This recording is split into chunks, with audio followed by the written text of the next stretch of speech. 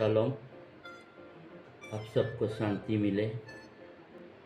मैं Ben Yahoo Bangalore से, और मैं आज आपको बहुत ही ज़रूरी बातें बता रहा हूँ। स्पेशली ये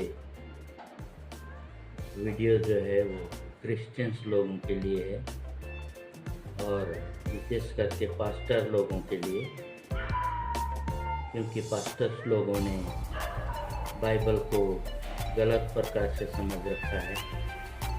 बाइबल के शिक्षा को सही प्रकार से समझने और समझाने की ज़रूरत है। मेरे भाइयों और बहनों, आप जितने भी मिनिस्ट्री में हो और जो भी प्रचार करते हो अपने विश्वासी लोगों को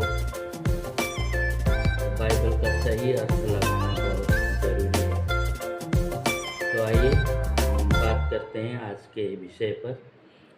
आज का विषय है कि क्या नए नियम में हमको सब कुछ खाने के लिए बोला है। यही बात हम आज बात करेंगे। हमको बाइबल के भाषा अर्थात हिब्रू के संदर्भ में हमको समझना पड़ेगा। ये तर्जुमा किए हुए बाइबल में बहुत सारे गलतियां हैं, और उसको बेस बना करके, उसको बुनियाद बना करके हम कभी भी सच्चाई प्रचार नहीं कर सकते। हिब्रू बाइबल को समझना बहुत ज़रूरी है। किस संदर्भ में बोला गया है और किसके लिए बोला गया है, ये सब हमको बहुत ध्यान से समझने की ज़रूरत है। जैसे हम लेवी के 11 अध्याय में पढ़ते हैं, वहाँ पर शुद्ध अशुद्ध भोजन के बारे में बताया गया है। यानी जो मीट हम खाते हैं, मछलियाँ हम खाते हैं और पक्षियाँ हम खाते हैं, उनमें बहुत सारे ऐसे जीव जंतु हैं जिसको हमें खाने के लिए मना किया गया है। लेकिन ईसाई पास्टर्स लोग आज बोलते हैं कि पुराने नियम में तो मना किया गया था, लेकिन नए नियम में हम खा सकते हैं। हमारे मसीहा ने सब शुद्ध कर दिया। और एक दो बाइबल वर्सेस हैं जिसको गलत प्रकार से तर्जुमा करके उसको गलत प्रकार से प्रचार करते हैं। लेकिन मैं आज आपको दूध का दूध पानी का पानी बता दूंगा, और आप आज के बाद समझ जाएंगे कि सही में जो व्यवस्था में लिखा हुआ है लेवी 11 अध्याय में, वो आज भी लागू है। वैसे ईसाई पास्टर्स लोग कहते हैं कि हमारे मसीहा ने व्यवस्था को पूरा कर दिया, तो आज हमको ये व्यवस्था जो है पालन करने की ज़रूरत नहीं है। सिर्फ हम नया नियम से ही प्रचार करेंगे और नए नियम की बातें सुनेंगे। ऐसा नहीं है मेरे भाइयों और बहनों। सर्वशक्तिमान पिता का जो वचन है वो हर समय जीवित है, और वो हर समय ही वही काम करता है जो करने के लिए लिखा गया है।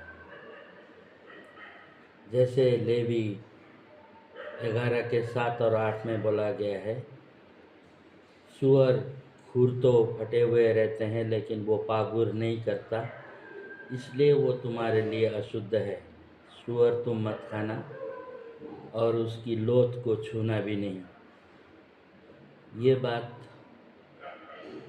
हमको समझना है, और पूरा लेवी 11 अध्याय पढ़ेंगे तो उसमें झींगा नहीं खाना, केकड़ा नहीं खाना, और ऊँट नहीं खाना, सूअर नहीं खाना, कैटफिश नहीं खाना, और जितने भी जीव जंतु वहाँ पर लिखा हुआ है शुद्ध और अशुद्ध, वो आज भी लागू है। अगर नए नियम में लागू नहीं होता तो क्या आप मुझे बता सकते हो हमारे मसीहा ने अशुद्ध चीज़ खाया? कभी नहीं खाया। उन्होंने सूअर खाया? कभी नहीं खाया। जबकि वो कहते हैं मेरे पीछे आओ, फॉलो मी। जब हम उनके पीछे चलते हैं तो उनके जीवन शैली को, उनके संस्कार को, उनके संस्कृति को, उनके वेशभूषा को भी हमको फॉलो करना है। उन्होंने क्या खाया क्या नहीं खाया, उन्होंने शबात मनाया है या नहीं मनाया, ये सब भी हमको जान करके आगे बढ़ना है। ताज्जुब की बात है कि हमारे पास्टर्स लोग कहते हैं कि पुराने नियम में शबात मनाने के लिए बोला गया है, लेकिन नया नियम में हमारे मसीहा जो है संडे में या रविवार को जीवित हुए, इसलिए हमको रविवार मानना चाहिए। ये बहुत बड़ी कॉन्स्पिरेसी है, बहुत बड़ी साजिश है कि शबात यानी शनिवार को छोड़ करके संडे को शुरू किया गया कॉन्स्टेंटाइन के द्वारा 325 एडी में। तो वहाँ से यूनिवर्सल हॉलीडे संडे भी मनाया गया और हमारे मसीहा जो है रविवार को जिंदा हुए बोल के बोलते हैं। लेकिन 4 सुसमाचार के अंतिम अध्याय में हम ध्यान से पढ़ेंगे तो हमारे मसीहा जो है वो रविवार को जिंदा नहीं हुए हैं, वो शनिवार को ही जिंदा हुए हैं। मैंने जो वीडियो बनाया है ट्रुथ ऑफ याशुआ, मेरा चैनल का नाम है, उसमें मैंने बहुत बार बताया है अंग्रेजी में, हिंदी में, कि हमारे मसीहा जो है संडे में नहीं लेकिन सैटरडे को ही ज़िंदा हो गए थे, और मैंने उसमें बहुत सारे प्रमाण भी दिए हैं। तो चलिए, ये लॉ की बात है बोल करके पास्टर्स लोग लॉ नहीं मानना, पुराना नियम को नहीं मानना बोलते हैं, लेकिन जैसे ही दसवांश देने का या दसवांश के बारे में बोलते हैं, वो मलाकी 3 अध्याय के 10 पद में सारा दसवांश मेरे भवन में लाओ और परखो कि यहोवा एलोहिम जो है स्वर्ग के द्वार खोलता है कि नहीं, स्वर्ग के झरोखों को खोलता है कि नहीं बोल के दसवांश देने के लिए पास्टर्स लोग विश्वासियों को उत्साहित करते हैं। तो मेरा प्रश्न है, क्या वो पुराने नियम में नहीं है? दसवांश दो बोल करके जो लिखा है वो भी तो पुराने नियम में है। तो इस प्रकार से जो सेलेक्टेड बाइबल वर्सेस है उसको ले करके प्रचार करना, और जो कठिन बातें हैं उसको नहीं नहीं ये तो पुराना नियम है, वो यहूदियों के लिए लिखा है बोलना, ये तो दोगलापन हुआ ना। सबात पुराने नियम है, डाइटरी लॉ पुराने नियम में है, शुद्ध शुद्ध खाना ना खाना पुराने नियम में है, लेकिन मलाकी 3 का 10 भी तो पुराने नियम में ही है ना। दसवांश देने के बारे में भी पुराने नियम में ही है। तो इसलिए ऐसा दोगलापन प्रचार नहीं करना। मुख्य बात है वो है हमको क्या खाना चाहिए क्या नहीं खाना चाहिए। विशेष करके नए नियम में एक इंसिडेंट हुआ था मसीह और उनके चेलों के साथ में। किसी फरीसी के घर में उन्हें खाने पे बुलाया गया था। वहाँ पर चेलों ने बिना हाथ धोए ही खाना खा लिया। तो फरीसियों ने कहा मसीह से कि आपके चेले जो है पूर्वजों के परंपरा को क्यों तोड़ते हैं, क्यों बिना हाथ धोए खाना खाते हैं। तो उस समय मसीह ने कहा, जो अंदर जाता है वो इंसान को अशुद्ध नहीं करता, लेकिन जो अंदर से बाहर आता है अर्थात चोरी, हत्या, बेविचार, झूठ, कपट, लालच और परस्त्री गमन और बहुत सारी ऐसी बातें मसीह ने कहा। और जो दिल से ये सारी बातें निकलता है तो उससे इंसान अशुद्ध होता है बोला है।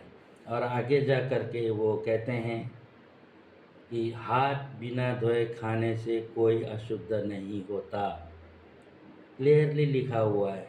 तो यहाँ पर ईसाई पादरियों का एक्सप्लेनेशन या अनुवाद इस प्रकार से है बाइबल को, मसीह ने सभी चीज़ खाने के लिए बोला है, जो अंदर जाता है वो अशुद्ध नहीं करता। यहाँ पर खाने पीने के बारे में बात ही नहीं है, हाथ बिना धोए खाने के बारे में है। तो मसीह कहते हैं बिना हाथ धोए खाने से इंसान अशुद्ध नहीं होता, क्योंकि जो कुछ भी अंदर जाता है वो संडास में निकल जाता है, यही बात लिखा हुआ है। तो यहाँ पर खाने पीने के बारे में कुछ बात ही नहीं है, जो कुछ भी अंदर जाता है वो इंसान को अशुद्ध नहीं करता का मतलब है बिना हाथ धोए खाने से इंसान अशुद्ध नहीं होता। और दूसरा घटना वो बताते हैं कि पतरस का जो दर्शन है प्रेरित 10 अध्याय में, उसको लेकर के पादरी लोग बोलते हैं कि अशुद्ध चीज़ हम खा सकते हैं। वो एक दर्शन था मेरे प्यारे भाइयों और बहनों। वहाँ पर भी खाने पीने के बारे में कुछ भी ऐसा नहीं है। पतरस जब भूखे मारे सो जाते हैं, उस समय उनको दर्शन आता है, एक चादर में बहुत सारे अशुद्ध जीव जंतु आते हैं और देखते ही देखते एक आवाज़ आती है कि उठ पतरस, इनको मार के खा। तो पतरस भी यही सोचते हैं कि सचमुच में मुझे खाने के लिए ही बोला जा रहा है। तो उन्होंने कहा, हे अदोन, हे पिता, मैंने अशुद्ध चीज़ कभी नहीं खाया है। बोला तो जिन्हें मैंने बनाया उसे अशुद्ध मत बोल। तो ये सोच ही रहे थे कि उनको बाद में इस सपना का अर्थ समझ में आया। जैसे ही वो दर्शन देख के नीचे आए तो कर्नेलियस एक रोमी ऑफिसर थे, तो उन्होंने 2 सिपाहियों को भेजा था पतरस को बुलाने के लिए। तो जैसे ही उन लोगों ने पतरस को निमंत्रण दिया तो पतरस को समझ में आया कर्नेलियस तो एक रोमी अन्य जाति ऑफिसर है। तो पिता ने जो मुझे दर्शन दिया है, जिसको मैंने अशुद्ध चीज़ नहीं खाता हूँ बोला, वो तो खाने पीने के बारे में नहीं है, वो तो अन्य जातियों को भी सुसमाचार प्रचार करने के लिए जिनको मैंने बनाया है उनको तुम अशुद्ध मत बोलो। पतरस पहुँचते हैं और प्रचार करते हैं। और 10 अध्याय प्रेरितों के काम 10 अध्याय के 28 पद में अगर आप पढ़ेंगे तो ये सारा दर्शन का निचोड़ वहाँ पर पतरस बताते हैं। वो कहते हैं तुम लोगों को मालूम है कि मैं यहूदी हूँ और अन्य जातियों के यहाँ जाके खाना पीना मुझे अच्छा नहीं लगता, और मुझे दर्शन दिया पिता ने कि जिनको मैंने बनाया है उनको तुम अशुद्ध मत बोलो। तो मैंने ये समझ लिया कि अनुग्रह, दया, प्रेम तो अन्य जातियों के लिए भी है, इसीलिए मैं आया। तो ये सारा दर्शन का अर्थ जो है 28 पद में क्लियरली वो बता देते हैं कि अन्य जातियों को मैंने दर्शन में अशुद्ध कहा, लेकिन ये अशुद्ध नहीं है, इनको भी अनुग्रह, दया, करुणा सर्वशक्तिमान पिता के तरफ से मिला हुआ है बोल के। तो यहाँ पर खाने पीने के बारे में कुछ भी नहीं बोला गया है। उठ कर मार के खा बोलने का मतलब तू अन्य जातियों के यहाँ जा और प्रचार कर, यहोशू नाम, मसीह का नाम प्रचार कर बोल करके मसीह ने ही दर्शन दिया था वो। तो ईसाई पादरी लोग जो है ये उठ के मार के खाए शुद्ध बनाया है, उसे अशुद्ध मत बोल करके बोला है, इसलिए सब कुछ हम खा सकते हैं। प्यारे भाइयों और बहनों, आपको और भी उदाहरण बताऊंगा।